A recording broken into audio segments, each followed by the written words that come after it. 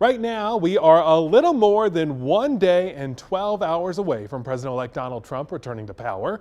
When he does Monday, there will be 2 North Carolina ties to his inauguration. We'll tell you how the King, Richard Petty, is involved in just a moment. But first, Joseph Leonard introduces us to a Greensboro native that will be in the honor guard for Trump's inauguration, just like she was for President Jimmy Carter's funeral. Carrie Achuri never dreamed she'd wear the uniform of a U.S. Marine, and she never expected her little sister to be the one to push her toward that dream. Now she's living a reality few could imagine, serving as an honor guard for both the late President Jimmy Carter and the upcoming presidential inauguration, all in the span of just 2 weeks.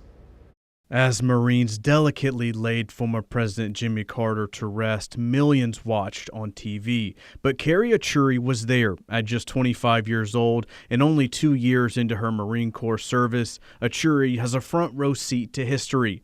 She'll also be serving at President-elect Donald Trump's inauguration Monday. It's truly a privilege to be part of those events, because where I come from, that doesn't happen. You don't get to be part of a president's funeral or a president's inauguration. So it's truly an honor for me, as well for my family. Preparing for these historic events is no easy feat. She says the Marines spent more than a year getting ready, and when the news came of Jimmy Carter's passing, they didn't waste a second. We had rehearsals all weekend at 5 a.m. at Fort Myer in the gymnasium.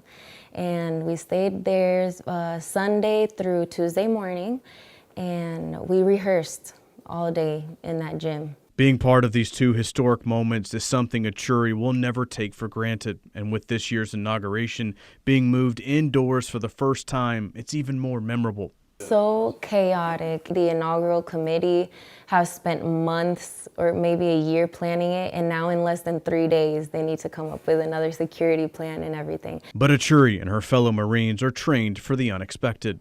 I can't wait to be a part of it, and especially to not only represent my family, but to represent where I'm from, the Triad, Greensboro, my neighbors, my friends from school. Now Achuri won't be the only one representing Greensboro. A handful of Greensboro police officers are headed up there this weekend to help keep D.C. secure for the big event.